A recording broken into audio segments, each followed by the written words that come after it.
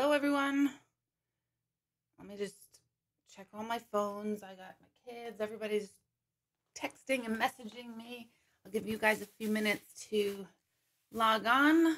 I'm actually 1 minute early, which never happens. Let's see what I got on my list here. I'll give you guys, let's see, a few more minutes. Those of you on Facebook, I'm going to remind you that you see kind of like the boring view. Hey, Noreen. Hey, Jody.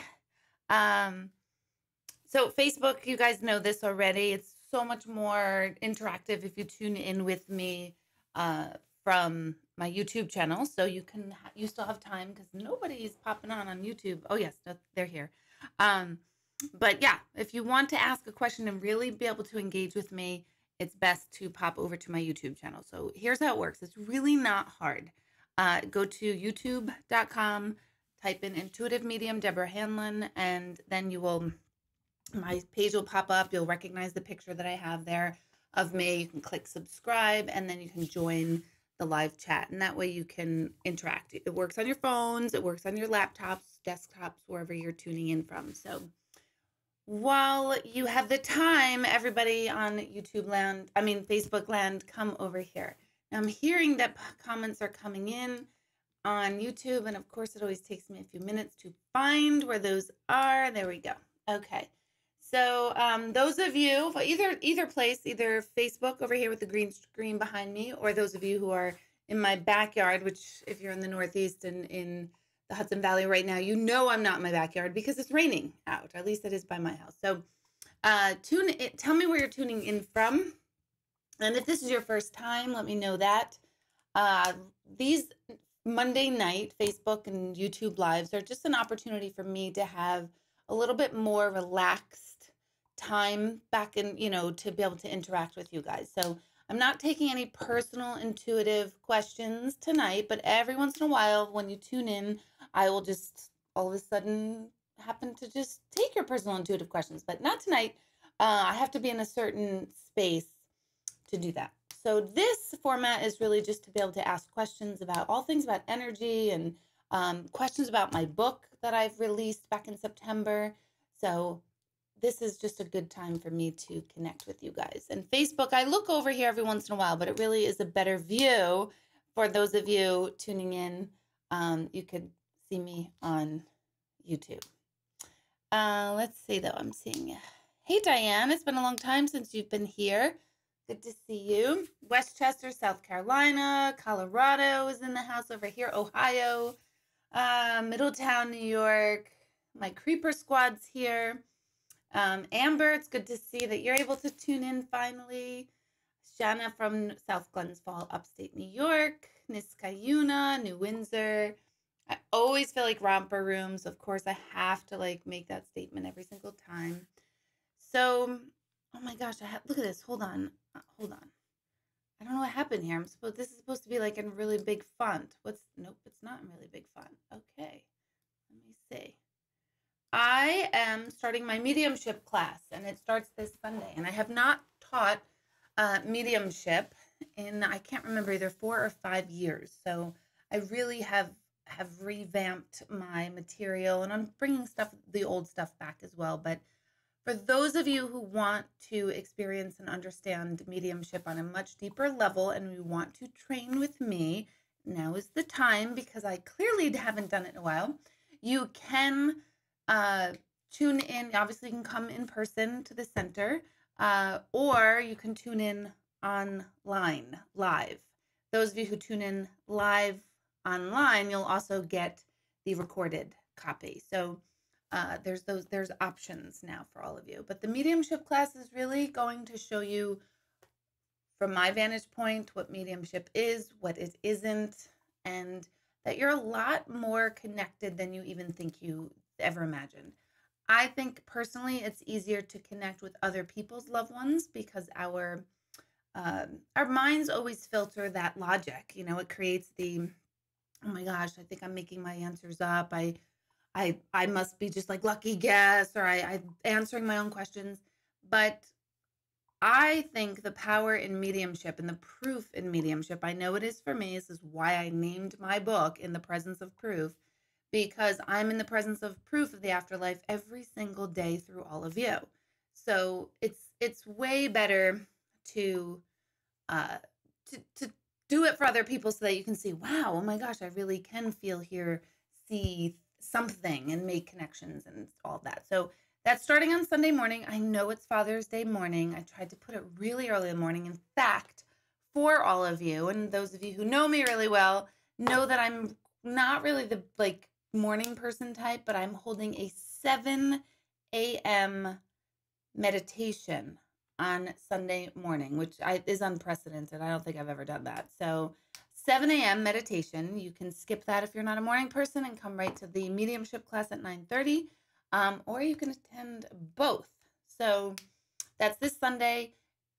I have it structured. There's 4 classes, 2 on Sundays, 2 on Tuesday nights. I'm structuring them so you don't have to take all of them.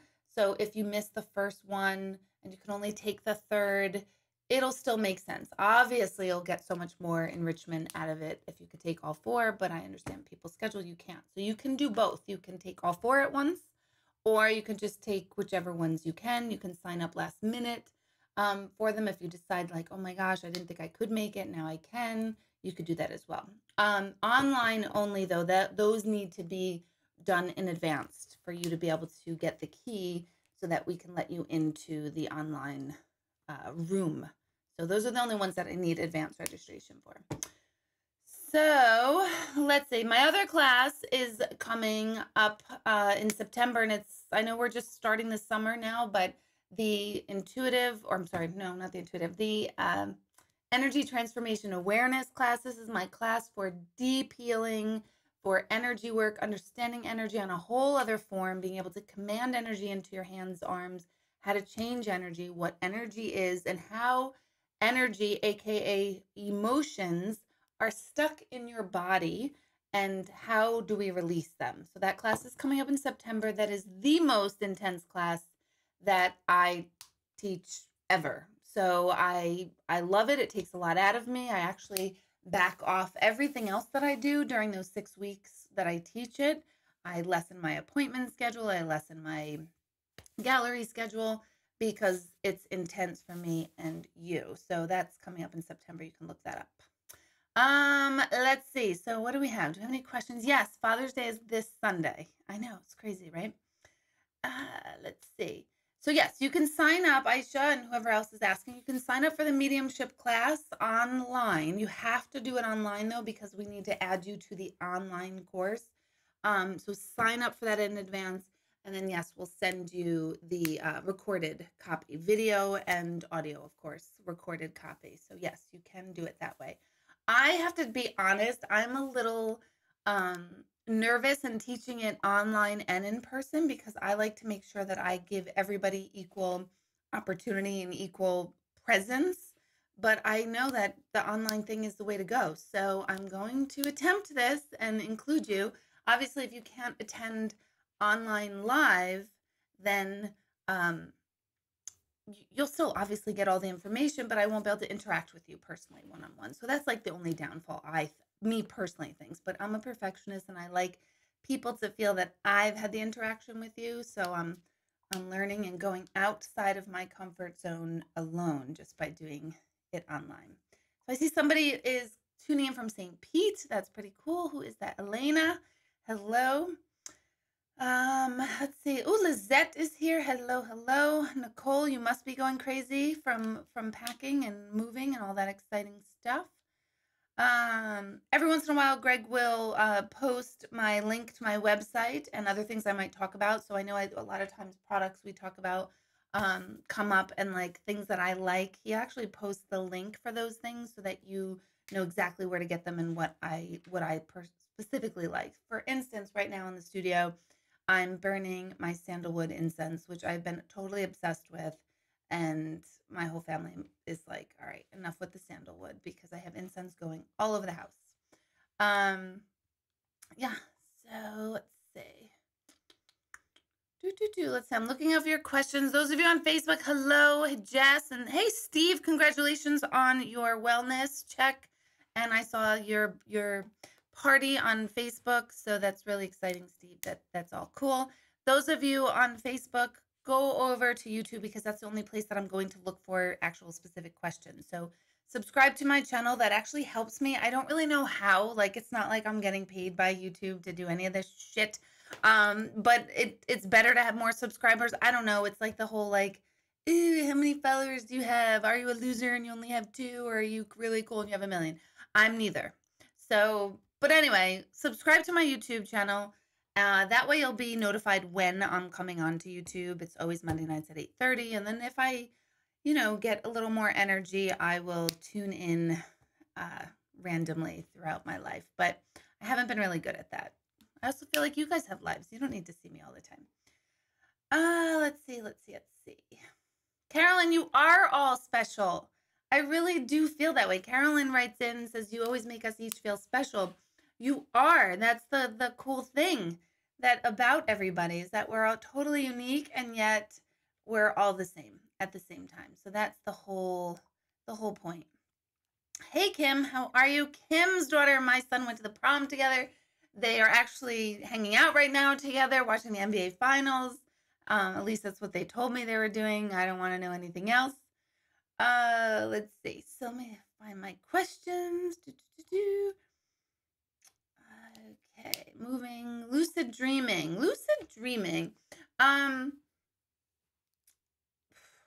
From what I understand, lucid dreaming, well, I think what you're asking is, maybe I should ask you to clarify your question. Maybe I shouldn't assume what your question is. The way I'm taking lucid dreaming might be a different way. Is it similar to, why are the words escaping me?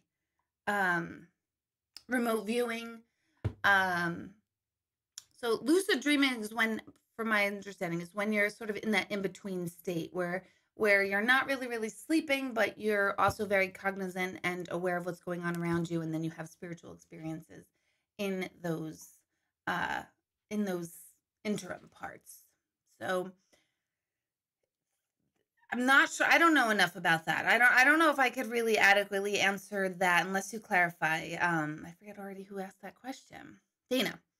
So let me see what else you wrote here. What is lucid dreaming and how do you do it? Meditation. Let's go with that. Meditation, lucid dreaming. I feel like it's a bunch of words, like different explanations and words.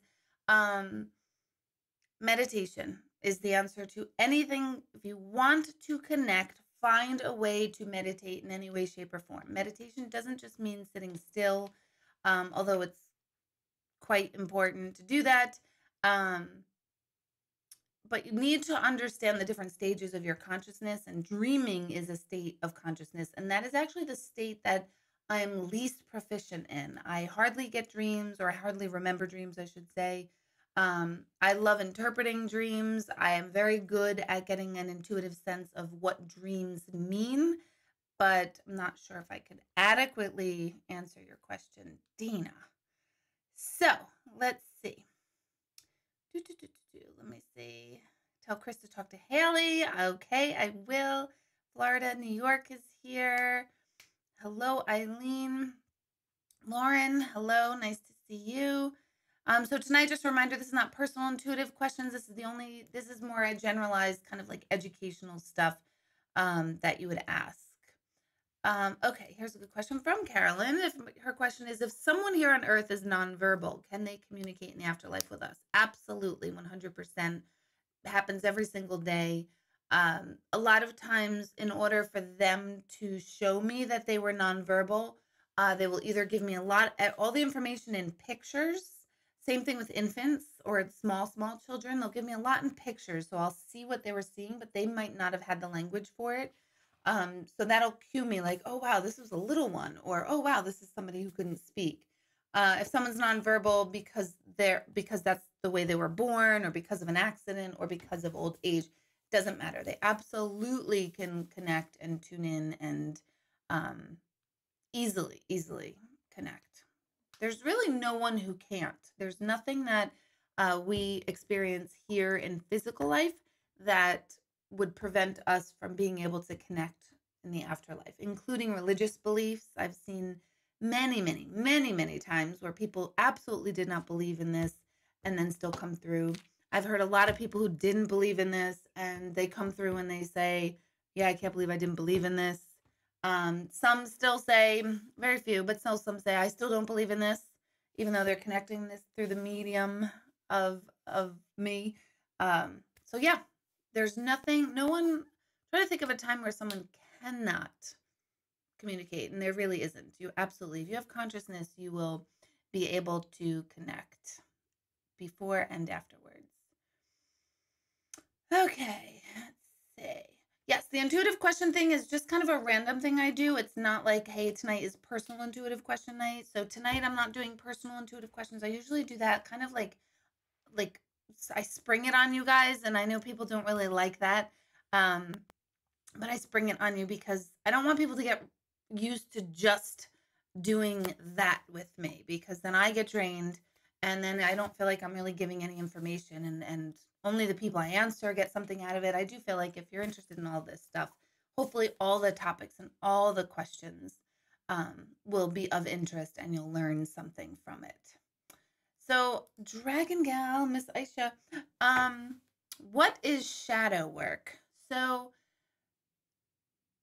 shadow work is embracing the negative or dark sides of yourself. And nobody wants to say or admit they have these dark sides of ourselves. And yet, my vantage point is the dark side. And dark side doesn't mean bad, although we make the association that dark or negative even means bad. But what are the parts of yourself that either are on repetitive patterns and you don't like about yourself, but you're not even aware of like what you're doing? So if someone is terrible with finances and they really can't understand the concept of, man, why am I always in this boat?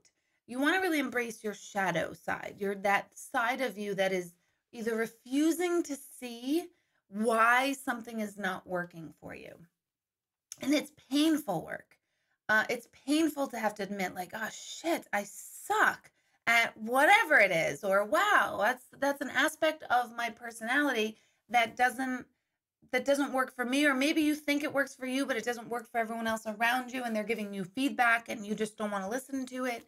Shadow work is super important. I feel like that is where everything lies. You know, we all kind of do know what we're good at and where we're good people.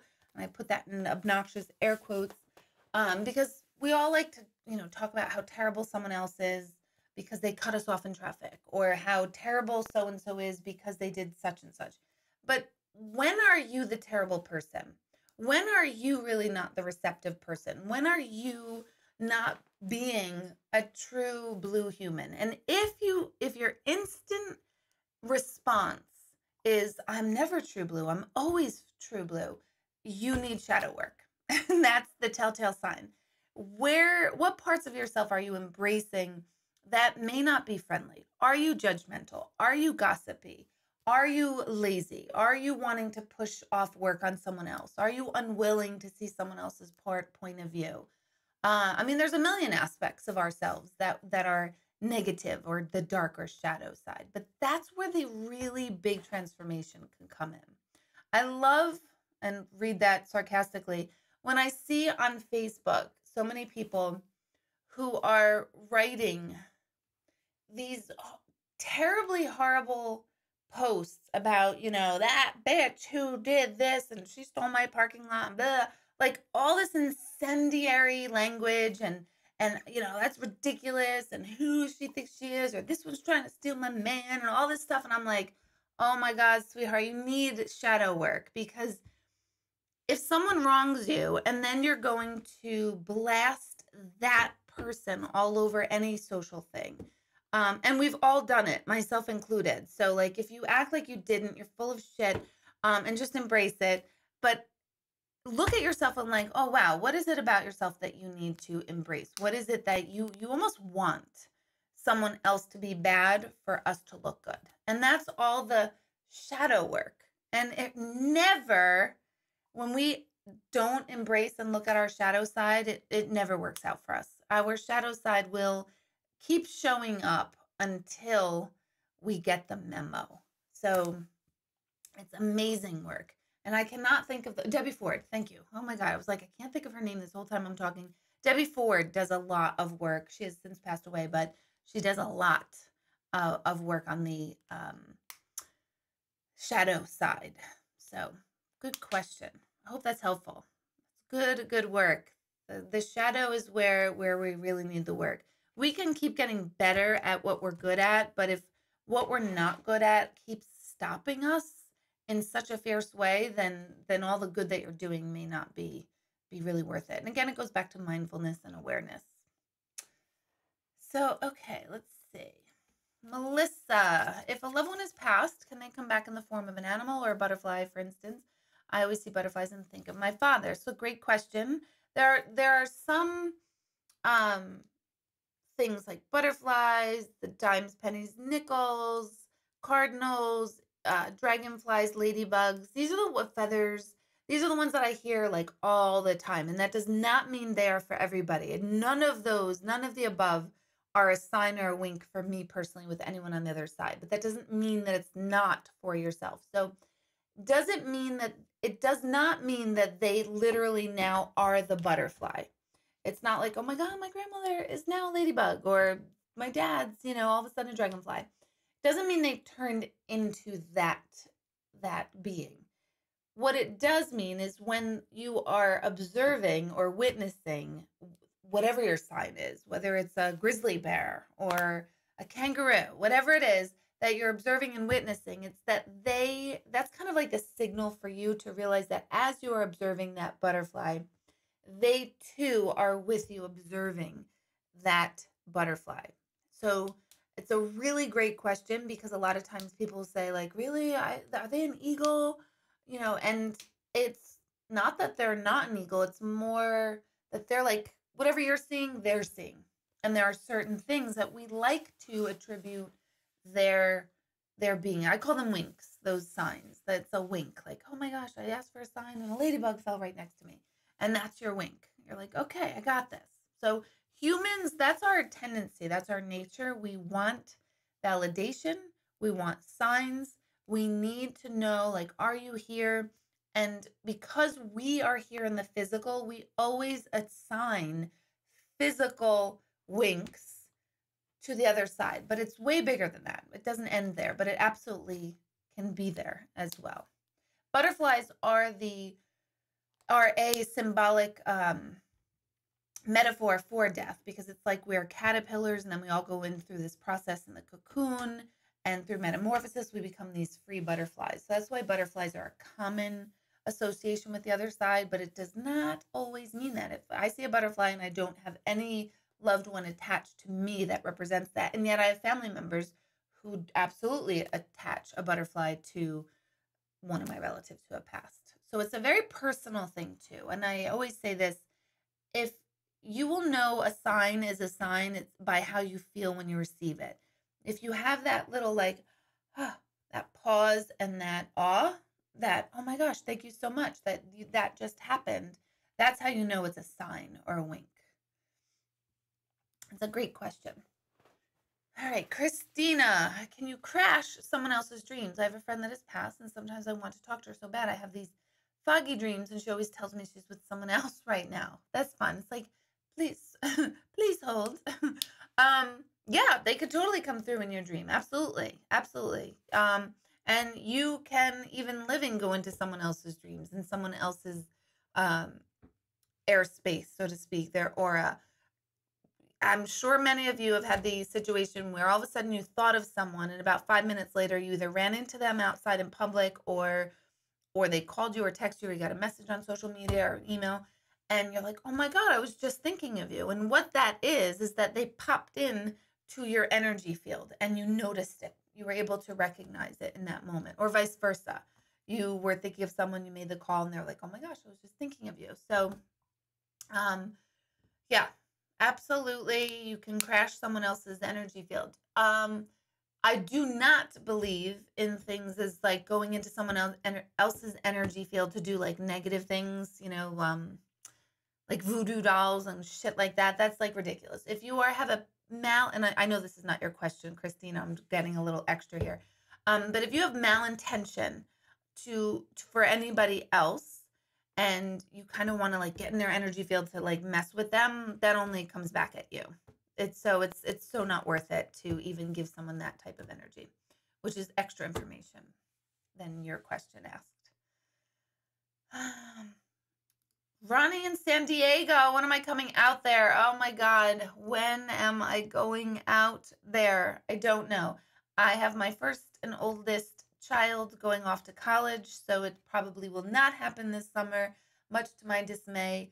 I have no plans for the fall, but it's always on my mind. Always. You have no idea how often it rains here about 90% of the time. I'm just giving rough estimates here in New York. And if it's not raining, it's snowing or other bullshit weather. And so I dream of San Diego, California, literally every single day of my life. So eventually I will be there. And if you have events and venues that call me out there, please, if you have places, then I can give a really great excuse to get back out there. So I just haven't put any of my energy into scheduling and looking for events, which is totally ridiculous of me that I haven't. But I haven't. New Hampshire is here. We have everybody from all over the country. This is so fun. What's the best way to get your body ready for a dream visit? So I've talked about this a little bit, Jane, before. It's a great question.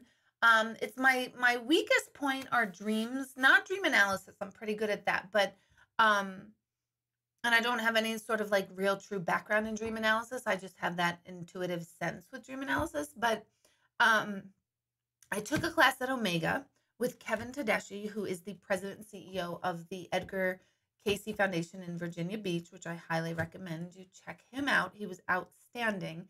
And he did a workshop on dreams. And when I was really following his advice, I was starting to get a ton of intuitive information through my dreams. And then I just got lazy. I just don't do what needs to be done. But he says, and he wrote the back, the like, I don't know, what's the promotion? I don't know what the thing is. On the back of my book, you could read what he wrote. So I really, really respect this man's opinion, like superbly. But he says that before you go to bed, you actually write out a question, whether it's writing out to someone from the other side or you have like an intuitive problem that you need help with. He says to write out the question, fold it up in a piece of paper and hold it in your hand. You can even stick it under your pillow, which I actually did. And repeat the question over and over, or repeat the telling your loved one, thank you for showing up in my dream. Thank you for showing up in my dream. Don't tell them what to do, what to say, how to come to you. Just kind of thank them for coming to you if that's what your request is. And I cannot believe that first night I had such a vivid dream that absolutely answered my question that I had, that I was, and I didn't get it at first. When I woke up, I'm like, what? That was like so stupid. I don't even make sense. And all of a sudden, about 5 hours later, I wrote down everything I could remember about the dream. And then about 5 hours later, I'm like, oh my God, I got it. I understand what the dream is. So dream work, I feel like takes a lot more work that I'm just, I guess, not really willing to put into. Of course, tonight I'm going to do it. That's going to be our homework tonight. This whole week, that's going to be our homework because of you, Jane. So write out the question or thank your loved one. Write out to them. Thank you for coming. Don't write like, please come through, or I miss you and I need you, because your subconscious mind is going to play that out. I miss you and I need you, which means basically it's telling the subconscious mind you're not here. And anytime we tell them that they're not here, we bounce back that experience of feeling more of them not being here. So that's why I say, tell them, thank you for showing up. Thank you for letting me know you're here. Thank you for letting me know you're well. Thank you for guiding over me. However you want to write it, just put it in a thank you form. So try that. Everyone, that's our homework for the week. Write either an intuitive question and write it on a piece of paper before you go to bed. And do not change that question. This is what Kevin said. Don't change that question until it's been answered. So you might need 6 months on that question. Unlikely, by the way, but you might need a very long time with that question. But every night you meditate and you repeat the question over and over. You hold it in your hand, put it under your pillow, and wait. Write out your dreams as quickly as you can, because you'll be amazed at how initially, like for me, my information didn't seem obvious at all. And then when I thought about it hours later, I'm like, oh my God, that directly answered my question. Like, couldn't have been more obvious whatsoever. So really, really cool stuff. Hey, Kathy. Kathy, I'm so glad to see you here. I just liked your page on Facebook, which is interesting because I kind of want to know more about that club, but you can message me on Facebook to tell me more later. And Susan, you're asking, will I ever be at peace with my mom's death? That's definitely like a personal, intuitive question. But I don't know the time frame, and I'm not answering personal, intuitive questions, but it's such a, I hate to use like the buzzwords of like, it's such a process, but it is, it's a whole process. The more you do stuff like this, the more education that you get on the other side and about self-development, self-learning, transformation, meditation, read lots of books, do whatever you can. The more you do of that, expressing your emotions, understanding the energy behind emotions, the more you do of that, the more will you be at peace? I don't know. The more closure or the more ability to surrender to what's happened will happen. No doubts. Doesn't mean you'll like it. Doesn't mean you'll never feel sad, because of course you're going to feel sad. But it's all about what are you going to do now that she has physically passed? What are you going to do with your life here in order to make her life seem significant to you moving forward without her? That's the huge thing. And grief is a massive, massive thing to get over. It really is. Grief, abuse, especially early childhood abuse when you know nothing else. These are huge, huge life topics to get over. So don't minimize your grief. Don't tell yourself you should be over it by now, or what's wrong with me. Don't be mean. I always say our brain is an asshole. Don't let yourself be rude about your own process with this. People say like, oh, you really need to move forward. You'll hear all those words and it'll make you crazy. So just align yourself with the people who get it, not the people who will keep you stuck in the grief, but those who will let you express it, feel it, hear it, but also those that are helping you and carrying you move forward. That's the key. Okay.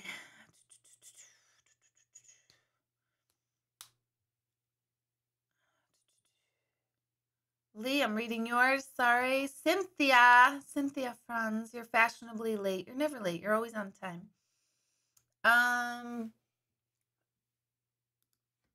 Oh, Joe. I'm just gonna call you Joe. You did some shadow work. You opened something for 2 weeks. It felt like such anger that didn't feel like yours. That's amazing. It probably is yours, and it's so uncovered and so deep that you didn't know what to do with it. Other times, we absorb, especially early childhood stuff, we absorb the energy of those who are sort of in charge of us. So those of us who had either abusive or dysfunctional childhoods, and everyone's like, oh, hello, at one level or another, many of us did. Sometimes we absorb the anger. Like if you had an alcoholic parent, you absorbed their anger and you thought their anger was yours. Or shame. Shame is a big one that's absorbed. A lot of times when someone does something that's shameful, the person that does the action is not feeling the shame, which is why they're doing the action, because they're not aware of the shame or that feeling involved. But the person the act is on will absorb the shameful feeling, and it's very difficult to process. Is this mine? Why am I carrying it? Sexual abuse has a lot of shame absorption, which is why it's like, oh my God, maybe I did this. Maybe I'm part of it. No one initially really says like, wow, that's really wrong of them. They put this on me.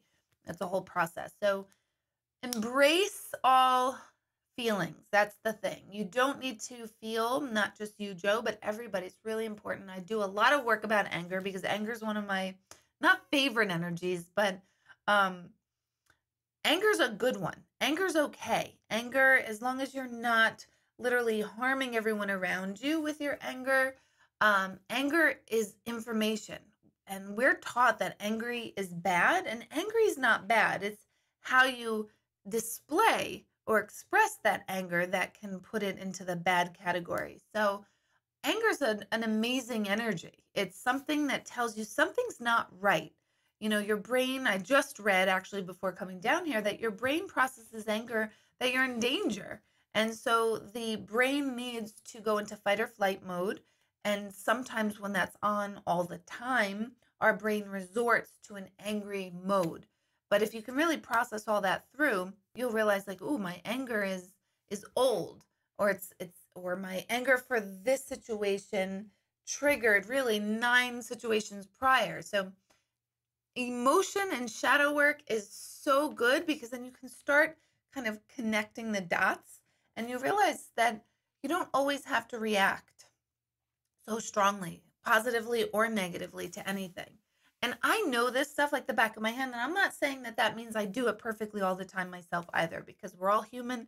We're going to mess up, but it comes with the awareness. Are you, after any outburst, positive or negative, after any outburst, will you look at your side? Will you look at yourself? Ooh, what was that about? What part of that was mine? What triggered me so badly? How could I have done that differently? What part of my response didn't feel good for me? Those are the things we need to keep asking ourselves. It's not about being perfect and never having sad, angry, or shameful feelings. It's about really learning through those feelings. What are you going to do with those feelings? What information are they giving you? Otherwise, we get very much stuck in a blame game, and everything is everyone else's fault. And then we really never look at our own shit, and you will live your life on repeat. It 100% will be on repeat until the universe absolutely intercepts your repetitive negative patterns for the final time, which is not fun. So good stuff, you guys, tonight. Very good stuff. Okay, I'm going to have my hibiscus tea. It's not my hibiscus wine tonight, only because I don't have it in my wine glass. Last week or 2 weeks ago, I had hibiscus tea on ice. So it was iced tea, and I put it in a wine glass, and I kept calling it my hibiscus wine. And even though I'd said that a few times, people were asking me where they can get hibiscus wine. And I'm like, I'm kidding. You just put hibiscus tea in a wine glass and it becomes wine glass. Okay. Don't forget, this weekend I have meditation too. Sunday morning at 7 a.m. My meditations will vary between Sunday mornings, Sunday evenings. Always check my website, deborahhanlon.com, which is listed below somewhere, I think. And my Instagram, please like my Instagram. If you haven't gotten Instagram, please get one. They're so fun. I love them. I'm on it all day because I get really inspired by other people's posts. I see no negativity in my thread whatsoever, and I'm really enjoying that. So, it's a great question, Noreen. Very great question.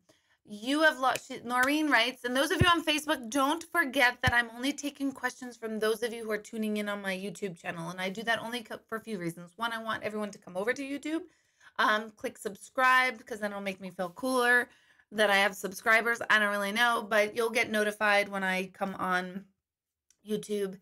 But I don't want to go back and forth between both screens here. So I'm only looking at the questions that are presented to me on my YouTube channel, which is Intuitive Medium Deborah Hanlon. You can still tune in. That's why I have it on Facebook, but it's better viewing. Plus, I'm in my backyard, according to them. You see the green screen. They see my backyard. Okay, sorry, Noreen. You have lost many loved ones, but some of my closest friends have never suffered any significant losses. Is there any rhyme or reason to that? I always find that to be very, very intriguing because I see that pattern a lot. And sometimes people don't even want to talk about it. Like, oh my God, I don't even want to talk about it. I knock on wood. I've never experienced anything significant. I do think that kind of comes into what we are here. Not kind of comes into. It comes into what we're here to learn and as our soul's evolution. So for some reason in this go around, in this carnation, one of your experiential lessons, so to speak, would be to lose loved ones. Why? Who knows? Who knows the answer to that? Those who have not lost anyone significant in this lifetime or many significant, it's just not their lesson this lifetime. You can also look at those same people. What are their things that have like repetitive? Why is everything about repeating patterns tonight? But like, do they often take a look at those who haven't had significant loss, but have they had constant financial issues? Are their spouses cheating on them? Um, did they have a split with a sibling in this lifetime, or are they disconnected from a parent? So loss in the way you're talking is a physical death, but like my book talks about death. Oops, I just kicked me the phone. um, Death is in many ways, loss is in many forms. So they might not have experienced a physical loss of a human being, but I'm sure there's some sort of theme in another direction. Maybe that's someone who has their child has a ton of extraordinary issues, but it's not a physical death. So I do think I'm positive we all have our stuff and we all have our lessons here, even those who it seems like everything's amazing and perfect for. Everybody's got their stuff. No matter what, everyone is going through something, even if it's just internal. And our internal battles, I think, are often the worst. You know, look at someone like Kate Spade. She was waging an internal battle that maybe not that many people knew about, you know, so everybody's got their stuff. And yours in this lifetime, Noreen, just happens to be physical death of those you love, which sucks. It all sucks. All this negative stuff sucks, but it's also what makes us connected. It's what makes us real. It's what makes us grounded. It should make us humble. I really do believe, and I say this all the time, I think we're doing the very best we can. I really do. And I will always say there's a few outliers who are just sociopaths and nuts. But I feel there's so few of them, and their actions do impact many people when they rise up. But I don't know. I think for the most part, people really do try the best they can. I think people are a lot more insecure than they let on, and they think everyone else isn't. And I personally like to connect on both levels. On, hey, I'm really insecure about this, but I'm totally secure about that. So I've got this. I'm not a mess, but sometimes I'm a mess. I'm not afraid to say I'm a mess. I want to fix my mess. I don't want to be one, but how do we move forward? And, you know, sometime in between all that, we eat, drink, and be merry and have a shit ton of bills to pay. I don't know. That's kind of like what life is boiling down to. Okay. Joe, you're right. Going back to shadow work, it is absolutely important to do shadow work with someone who can absolutely positively lead it in a very loving way. That's really important. Carolyn, I like your response about being svelte. Let's see. I'm reading through your questions. Yes, Eileen, that's great. I'm not going to respond to that. Oh, hey, Jack, my son and Molly are tuning in. I mean, they probably have stopped by now. They're probably like, this is mad boring. So, okay, I'm just seeing that you guys are tuning in now. James is here. Kathy, oh my gosh, you're here. That's amazing. Let's see. Everyone's talking to Jack. This is great. I love it. This is so fun. Okay, so, this is a great question. Peggy writes, I lost my best friend this past February, and she's come to my daughter, numerous dreams. Why not me? This is a really important question because I literally hear this probably about 8 to 10 times a week. Okay. So, very common. So any of you who have this exact scenario that someone in your life has passed and they have not come to you in a dream, but they have come to, like Peggy is saying, your daughter, your spouse, your sibling, your neighbor, whoever it is, they always will show up in the dreams of someone who will give you the message that they have to bring to you, whether it's just that they're okay. They'll always go to someone with that message. I strongly believe that either you're someone who doesn't really remember your dreams, like myself. I don't. I've only had 2 visitation dreams in my entire life, but when I was writing this book, I'd only had one, and since then I've had one more. He was a client slash friend who came through and just took me by surprise. I don't know how he got in because all these years I don't have dreams of people who passed, but him. Um, so you either are somebody who doesn't remember your dreams and therefore won't remember the connections, or grief is so thick and so strong that it will prevent the other side, or from you, not them getting to you, but from you recognizing that they're around. And I see this most frequently in parents of kids who have passed, particularly mothers. They're always the ones that are absolutely grief stricken by the fact that, why hasn't my son or daughter come to me? Um, I would think they would. Why are they going to the annoying neighbor across the street? I've heard that a million times over the last 18 years. And the reason is because they will pick the person that they know will absolutely get that message to you. So if you are someone who has dreams of someone else's loved ones, tell them, but be smart about it. Just be smart about it. And what do I mean by that? It's, don't be like, oh my God, they chose me. And it's like, no, they chose you because they want the message to get across. Just give the message, be humble, and leave it be. Let that person process it. And tell them that, the reason why they might not be coming to them is because their grief is so strong. And if they don't believe that, tell them to contact me. So be mindful when you're dealing with someone with grief. That's a great question. Okay. Ooh, Amber, that's a fantastic question. Are there recovery, rejuvenating meditations for body pain? How can we bring healing energy to our bodies? One, the energy transformation class I was talking about in the beginning is a lot. It's not designed for physical pain, but it's a byproduct that will come when we are releasing and moving stuck energy, also known as emotion, old stuff in our past that we're not even aware that our body's carrying. When we release that, relief, either it's emotional pain, mental, physical pain, will automatically get relieved. You could probably Google, I don't have any specific myself meditations for pain, which is ironic, which is crazy. I probably should, because I have dealt with chronic pain for quite some time and it's horrible, terribly debilitating.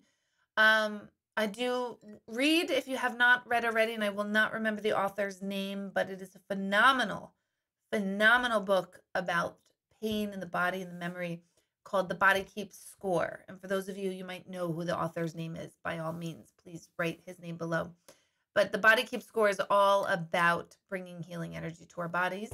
Also, my friend Kyle, I haven't seen her on here, but doesn't mean she's not here, told me to watch the documentary Heal, which I thought was very good for this topic as well. So if you haven't seen that on Netflix, by all means, do that. Dr. Joe Dispenza, he does a lot with pain and emotion and energy and healing in the body.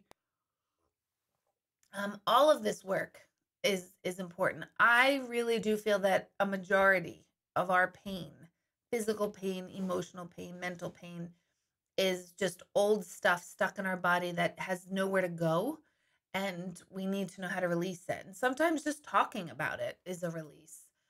Other times we need a lot more, but we all need something.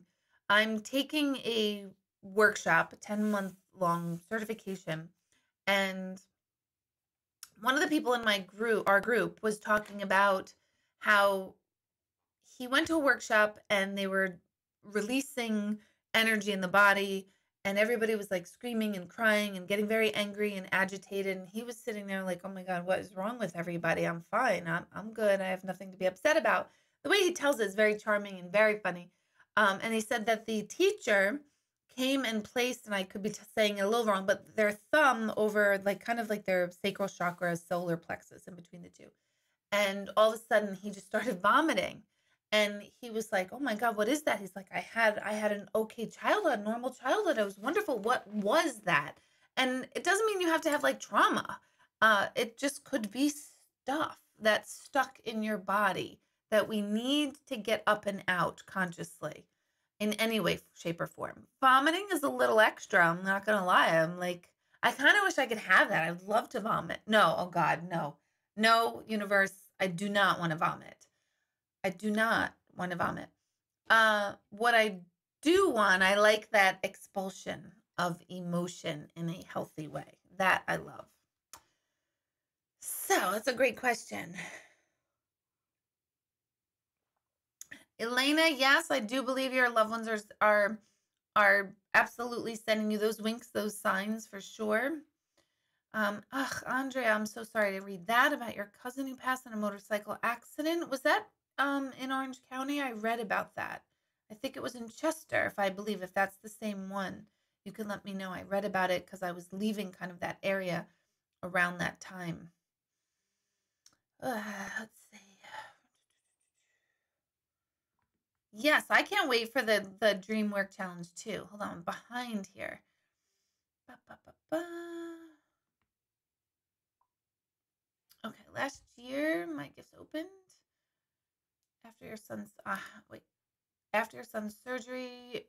Why was this? Joanna writes, last year my gifts opened. No interest in spiritual work before. After my son's surgery, I suppressed it. Why the suppression happened? How do I tune in again? I would say, without knowing all, and this is kind of specific to you, but I'll generalize it. When we have to be focused on something, kind of like Maslow's basic hierarchy of needs, you know, that from psychology class in college or high school. The bottom, like when our basic needs are met, then we can kind of go up into the hierarchy of development and evolution. But if our basic needs are not met, we cannot get to the next stages